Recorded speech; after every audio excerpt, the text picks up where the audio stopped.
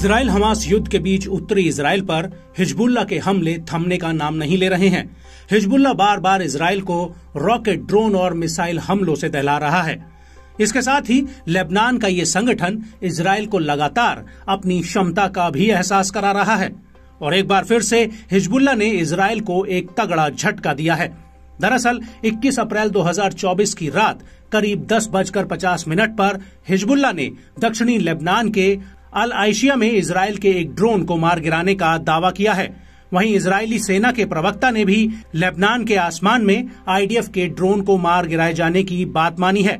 IDF के प्रवक्ता का कहना है कि इस ड्रोन को जमीन से हवा में वार करने वाली मिसाइल से मार गिराया गया है। इजराइल के मारीव न्यूज़पेपर ने भी इस बात की पुष्टि की है।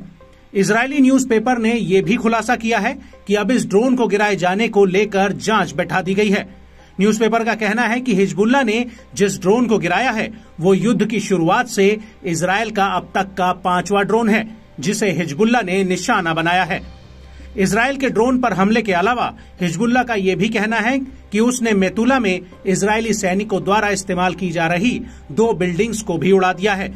वहीं लेबनानी मीडिया हाउस अल मयादीन ने अपनी एक रिपोर्ट में दावा किया है कि हिजबुल्लाह ने जिस ड्रोन को मार गिराया है वो इजरायली सेना का हर्मीज 450 ड्रोन था और इस ड्रोन को मार गिराने का हिजबुल्लाह ने एक वीडियो भी जारी किया है।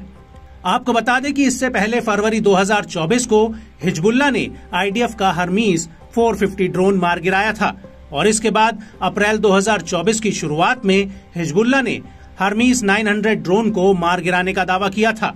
लेकिन हर्मीज 450 इकलौता ऐसा ड्रोन है जो लगातार दक्षिणी लेबनान के आसमान में उड़ान भरता रहता है और इसकी खासियत है कि ये मीडियम साइज का ड्रोन है जिसे लंबी दूरी के मिशन के लिए बनाया गया है।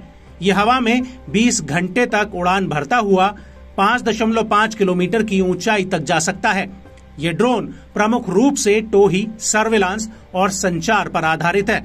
इसमें electro optical infra sensor, electronic intelligence, electronic warfare लगाया जा सकता है।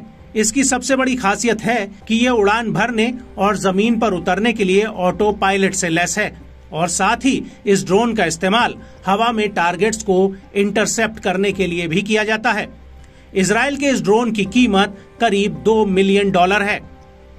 वहीं अगर हर्मीज 900 की बात की जाए तो ये भी एक मीडियम साइज का ड्रोन है जो मध्यम ऊंचाई पर कई तरह के पेलोड्स को ले जाने में सक्षम है।